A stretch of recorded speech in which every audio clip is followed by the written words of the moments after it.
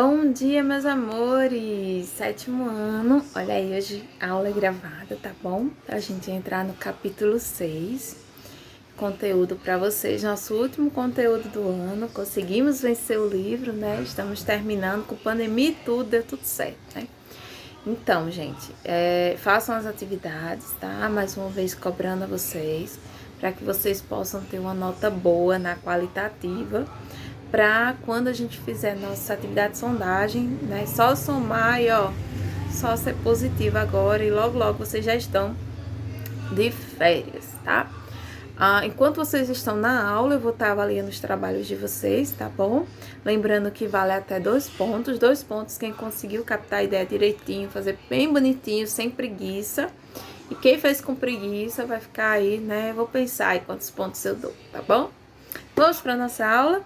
Capítulo 6, página 82. Lembrando que as páginas do livro eu vou deixar em anexo na aula, ok? Arte, criatividade e imaginação. É muito comum nas aulas de filosofia cobrar de vocês algumas atividades que mexam um pouquinho com a criatividade de vocês. Porque a filosofia, gente, não é só a gente escrever, não, tá? A filosofia, a gente expressa nosso pensamento e nossa imaginação através da arte, sim. E existe aí a filosofia da arte, então a filosofia está muito ligada à arte. Assim, vocês sabem muito bem, foram meus alunos no 6º ano, a maioria, que a filosofia é a mãe de todas as disciplinas. Então, a gente encontrou já, lembra o ano passado, filosofia na matemática, né? Filosofia na ciência, quando a gente fala aí de terra de rotação, dos primeiros filósofos que se preocupavam muito com a natureza, tá? A gente falou já de filosofia e política, filosofia e religião, que a gente esse ano falou muito aí sobre a Idade Média. Não tem só a Idade Média, mas eu tô dando um modelo assim numa amplidão maior, tá? E filosofia, história, sempre estou aí falando um pouquinho de história, porque a filosofia sem história não anda também, né? E a filosofia agora e a artes. Olha que privilégio, vocês ainda estão no 7º ano, mas vocês tiveram o privilégio de estudar desde o 6º ano as várias performances que a filosofia tem, tá bom? Como disciplina. Então, como ela é a mãe de todas as disciplinas, foi a partir da filosofia que surgem as outras disciplinas, tá?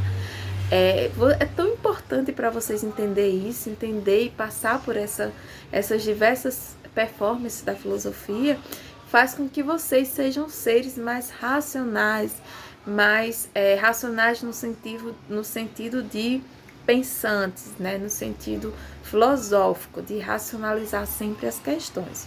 Porque nós somos seres humanos racionais, todos são, mas, né, nem todos pensam antes de determinadas opiniões, de decisões que vocês têm que fazer, né? Por isso que muitos caem no preconceito, às vezes falam, como não entendo como tem gente que pensa desse jeito. Por quê, gente? Porque as pessoas não estão acostumadas a racionalizar, a usar essa razão na prática. Todos nascemos racionais, mas não usamos, não praticamos essa razão, tá? A gente acha que ser racional é apenas aprender a ler e escrever, mas não é, tá? É refletir sobre tudo aquilo que a gente faz, ok? E a artes é um dos pontos muito interessantes da filosofia, porque através da arte a gente pode ver que a filosofia, ela se manifesta também em todas as áreas, né? E principalmente a nossa reflexão, ela pode ficar até mais bonita, né? Mais colorida, se possível for, tá? Afinal, o que é arte? Vamos primeiro entender o que é arte para entender como a filosofia age dentro da arte, tá? A abordagem sobre arte é bastante abrangente, uma vez que a discussão envolve conceitos, a importância do artista e as reflexões sobre a relação entre a arte e a sociedade. Para compreender melhor esse tema, torna-se necessário recorrer às disciplinas de História da Arte ou Filosofia da Estética. Então, existe uma disciplina na universidade que se chama História da Arte e outra que se chama Filosofia da Estética. As duas envolvem essa maneira da gente se envolver, né, a manifestação artística como aquelas reflexões que nós temos. A origem da palavra arte. De origem latina, né? Segundo o dicionário Auas, arte é a produção consciente, né, de obras, formas ou objetos voltados para a concretização de um ideal de beleza e harmonia ou para a expressão da subjetividade humana. Então, existe a arte abstrata, que vocês não entendo, mas quem fez aquela arte abstrata, ela teve um propósito, ela tinha alguma coisa na mente dela que estava subjetivo, ou seja, intrínseco por dentro ali do pensamento dela, que você nem eu vai ter acesso a esse pensamento, mas que ela soltou esse pensamento através da sua expressão artística, tá? Então, a monólogos, que são aquelas pessoas que no teatro que fazem aquelas peças que tem uma reflexão de falar sozinho, né? De ser um personagem só na peça, se chama monólogo. Poemas. Então, diversas manifestações artísticas são manifestações que estão no subjetivo do ser humano e que você só observa e tenta entender, mas obrigatoriamente eu não vou entender nem sempre, porque aquilo muitas vezes está naquele subjetivo, ele colocou expressão ali. Eu sei que tem um sentimento, que tem uma razão, eu só não consigo compreender a totalidade dessa razão, tá bom? Por isso que às vezes, professor, tem uns tipos de arte que eu não entendo. Não sei. Porque realmente tem coisas que não são para o nosso entendimento, mas para o entendimento de quem a fez, tá bom? Vamos lá. Porém, a arte é mais uma daquelas palavras de difícil definição. Existem muitas respostas e nenhuma é uma resposta acabada. Ainda assim, encontramos as produções humanas associadas à ideia de obra de arte.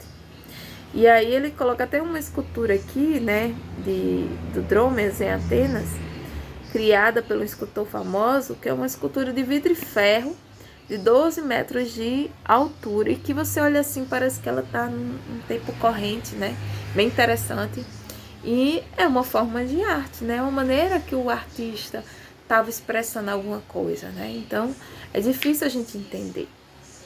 Há quem compreenda a arte como uma criação humana com valores estéticos, beleza, equilíbrio, harmonia, revolta, que sintetizam emoções, né, a história, os sentimentos e a cultura.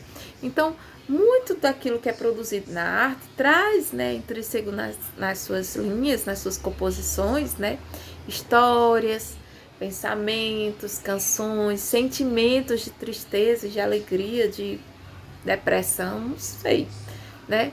Há muitas pessoas com depressão que manifestam esses sentimentos através da arte, né? Há muitas pessoas que quando estão felizes gostam de fazer poemas, gostam de fazer letras de canções, ou pessoas quando passa alguma situação, né, perde um amor, aí vai fazer uma canção. É uma maneira de expressar aquilo que está passando na mente da pessoa. E ela vai ali compor, vai pintar, né, vai desenhar e vai expressar aquilo que ela não consegue muitas vezes em palavras ditas numa conversa, eu e você, por exemplo, mas eu consigo expressar através das manifestações artísticas, tá? Partindo dessa última definição, a arte manifesta-se de várias formas, sempre visualizadas, ouvidas ou mistas audiovisuais. Nas artes plásticas, na música, na escultura, no cinema, no teatro, na dança e na arquitetura e etc. Então, existem várias maneiras de manifestar a arte. A atividade que eu pedi para vocês semana passada é uma manifestação artística. Por quê? Porque eu pedi para vocês pegar uma figura de uma pessoa e isso vai fazer vocês refletir, vai fazer vocês imaginar que figura, que personagem. Esteticamente, muitos de vocês pensaram nisso, né? Muitos de vocês pensaram esteticamente naquela imagem. E aí, a partir daquela imagem, daquela figura que representavam para vocês uma luta, uma busca, né, pelo fim do preconceito racial, inspirou vocês em escrever algo, tá? A escrita, na inspiração de uma pessoa, na inspiração de uma imagem, é uma forma de arte, tá, gente? É muito uma forma de arte. E quando eu peço isso a vocês, é trabalhando justamente essa maneira de vocês se expressar, que muitos têm dificuldades, muitos mesmo. Então, eu tenho certeza que quando eu olhar as atividades de vocês, eu vou estar olhando agora enquanto vocês estão assistindo a aula, né? Então, nesse momento que eu estou olhando, eu estou vendo pessoas que vão ter uma clareza melhor, uma maneira melhor de se expressar, né? Acham mais fácil. E outras pessoas que vão ter muita dificuldade de fazer essa expressão. De dizer assim, olha, eu me inspiro, no caso Mandela, um exemplo. Por causa disso, ele me traz alegria quando eu vejo as frases dele. Ele me faz querer lutar por dias melhores. Porque as pessoas às vezes têm muita dificuldade de expor, né, aquilo que sente na escrita. E isso é uma coisa que deve ser trabalhada, não evitada, ok? Por exemplo, eu tinha e tenho ainda, né, um pouco de dificuldade em escrever muito. Eu gosto muito de falar, tá, gente? Então, assim, na universidade, quando tinha os trabalhos, né, para apresentar, tinha muito seminário, como eu fiz, né, curso de humanas. Geralmente todos os cursos de humanas a gente faz muitos seminários, né? Então todo semestre tinha 2, 3, 4 seminários e eu adorava quando todo seminário eu dizia, olha, eu falo, tá entendendo? Fulano, pode ficar com a parte escrita, eu falo. Eu não me importava de jeito nenhum em apresentar, em ir lá diante do professor, fazer os slides, apresentar. Mas quando eu tinha que escrever e apresentar sozinha, gente, era uma dificuldade. Era muito difícil para mim escrever. Muito difícil parar, juntar as ideias e escrever um texto. E eu tô falando de vocês, não é um parágrafo que vocês fazem, tá? A gente tá falando de 4, 5 folhas, 12 folhas às vezes, tá? Então era muito difícil eu conseguir montar um texto coerente com essa quantidade de páginas. E isso não era trabalhado quando eu tinha a idade de vocês, né? Na minha época não era assim tão fácil você produzir texto dentro da escola. A gente não trabalhava muito isso. E aí se tornou para mim algo que dificultou minha vida, né? Na universidade. Então, como é que eu consegui diminuir isso? Praticando, né? Não teve outro jeito. Então, eu tive que aceitar que eu precisava. Primeiro, eu tive que aceitar a minha dificuldade, né? Depois que eu aceitei a dificuldade, eu fui aceitar também que eu tinha que praticar e que era a única maneira que eu iria melhorar isso, tá, gente? E quando eu fui, por exemplo, o mestrado, que eu tinha que escrever muito, e isso, quando eu pensava, meu Deus. E aí eu comecei a ler e escrever, e sempre estar escrevendo ali, praticando, sempre estar tentando expor aquilo que eu pensava de maneira escrita. E isso diminuiu bastante essa dificuldade que eu tinha. Hoje eu consigo fazer melhor meus textos, minhas composições e tal, nos meus trabalhos, tá? Então, vocês não reclamem quando eu pedir, apenas façam, tá? Porque eu sei que por mais que dificuldade que vocês tenham, é só fazendo que vocês vão tirar essa dificuldade, que vocês vão aprimorar, tá bom? Então, tentem fazer sempre o melhor. Tentem dar o melhor de vocês. Porque a gente sente quando o aluno ele está tentando ali superar, inclusive, suas próprias dificuldades, tá bom? Continuando. É curioso observar que diversas obras admiradas pelo espírito humano foram produzidas por comunidades que não tinham o mínimo de conhecimento sobre sua produção como obra de arte. Isso aí, gente, a gente desde a antiguidade, né? Se a gente falar nas pinturas rupestres, que são artes, né? Historicamente são história, mas também são obras de arte, são pinturas, escavações, quando encontra aqueles vasos de barros muito antigos, igrejas construídas em séculos passados, tudo isso, gente, é uma obra de arte. E as pessoas, elas faziam e nem se davam conta, né? Não tinha essa compreensão do que era arte, né? Essa compreensão do que era arte veio bem mais na frente, tá bom? Vamos lá. Ainda assim, além da cultura do plural, das diversidades, existe uma arte virtual, uma cultura virtual que é que vocês estão acostumados hoje, né? fundamentando as práticas informacionais e dando sentido para os indivíduos. Deparemos-nos com o design dos objetos, expressando as manifestações dos diversos saberes. A produção do software está em todos os cantos de nossa vida social. Então, hoje a gente se depara com uma nova forma de arte, que é justamente a arte dentro aí das mídias, do computador, dos softwares que são criados.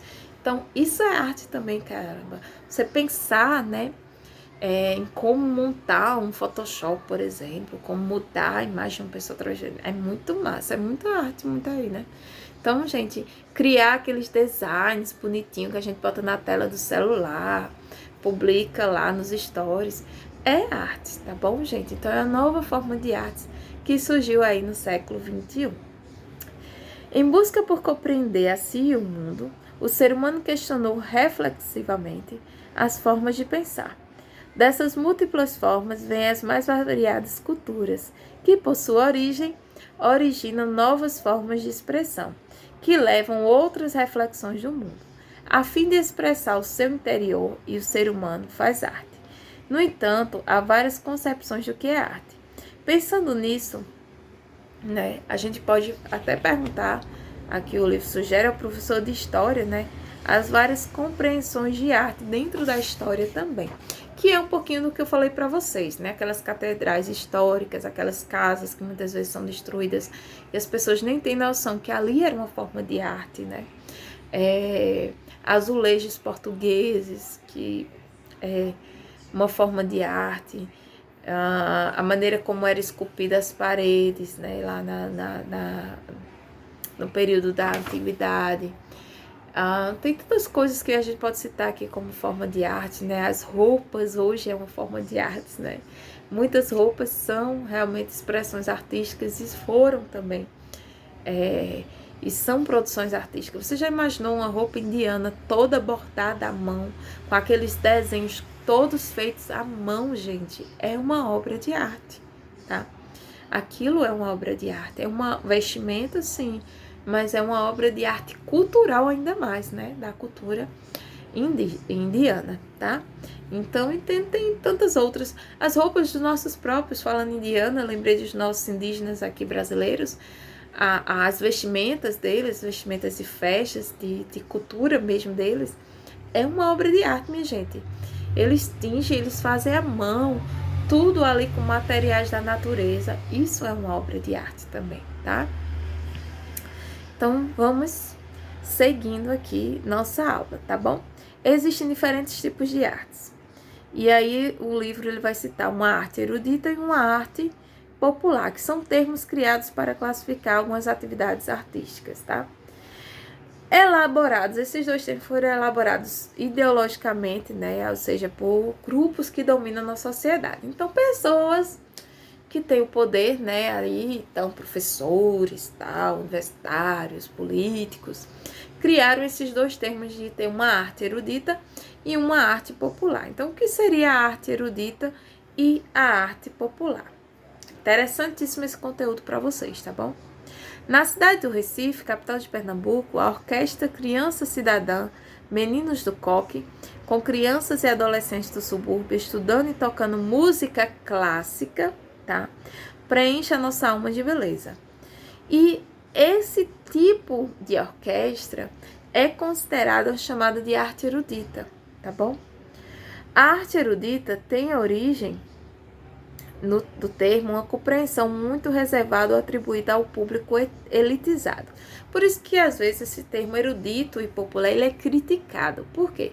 Porque é como se fosse uma separação daquilo que seria para uma elite nobre, rica, para a classe média alta e para um público popular, da periferia, por exemplo, ou classe média baixa. Então, muitas vezes esse título de erudito e popular, ele é criticado por causa dessa concepção, tá bom? De que quem pode gostar de arte, de música clássica, tem que ser um público erudito, elitizado. Então, o cara lá da favela não pode tocar violino. Então, não existe isso, né? Ele pode muito bem tocar o violino. mesmo ele estando na favela, pode ser o instrumento dele. Então, essa elitização, né, dos termos gera um preconceito artístico, né, e um preconceito com relação socioeconômico da população e do gosto. Então, as pessoas olham assim para um pessoal que mora, por exemplo, na favela, tem que ser pagodeiro. Por que pagodeiro tem que ser favelado, né? Porque o cara que mora na favela não pode gostar, como eu disse a vocês, do violino, de Chopin, não sei, de Bolsa Nova, de MPB. Por que não pode gostar? Porque ele tem que tocar e nada contra o popular. E porque um rico não pode escutar um forró, não pode escutar não pode gostar do pagode, não pode fazer um pagode dentro de casa, né? Então existem essas concepções errôneas criadas, esses termos que não funcionam muito, né? Então, em termos gerais, a gente usa eles aqui dentro da filosofia, na história, nas artes e tal, mas a gente sabe como filósofos, né, com uma reflexão filosófica, que não precisava desses termos, que as coisas elas não precisam ser elitizadas, né? Elas têm que ser acesso para todo mundo e cada um escolhe o seu gosto. Se eu gosto de forró, o fulano gosta de pagode, o ciclano gosta de rap, tanto faz, né? Gosto é gosto, não se discute, como já dizia a minha avó. Bora lá. O termo, né, erudito representa a criação dos artistas em obras de pintura, escultura, né, literatura, música, dança e teatro, mas seria um termo utilizado para as coisas mais clássicas, tá bom? Para um público que gosta de uma coisa mais clássica. Assim, os produtores da chamada cultura erudita fazem parte de uma elite social, econômica, política e cultural, e seu conhecimento é oriundo do pensamento científico, dos livros, das pesquisas das universidades ou do estudo em geral. Erudito significa ter instrução vasta e variada, adquirida sobretudo pela leitura. Então, a arte erudita e de vanguarda é produzida e divulgada visando museus, críticos de arte, propostas revolucionárias, grandes exposições. Então, essa arte erudita é aquela arte que financeiramente é muito lucrativa, né? Pessoas, né, do mundo inteiro que têm condições financeiras investem nesse tipo de arte. E a arte popular, né, já está dizendo, né, eles acham que não é uma arte estudada. E muito se tem mudado hoje, gente, muito se tem mudado. É uma discussão bem complexa, né, para a gente ter. Mas as pessoas já têm mudado muito o pensamento com relação a esse erudito e esse popular, tá bom? Então, mas o que é importante é que vocês entendam o termo, que erudito seria essa arte elitizada, né, que estudaram, né, que fizeram universidades ali de música para produzir aquela orquestra e tal, ou fizeram universidades de arte para fazer grandes pinturas, né, onde os vários pintores famosos estudaram, você foi estudar aquela pintura. Então, se há uma separação entre essa arte erudita e a arte popular. Na próxima aula a gente vai conversar um pouquinho mais sobre a arte popular e aí a gente vai ver um pouco sobre cultura popular, cultura erudita, o que é a cultura folclórica, tá? Que tudo isso faz parte aí da filosofia da arte, ok, gente? Beijão e gratidão.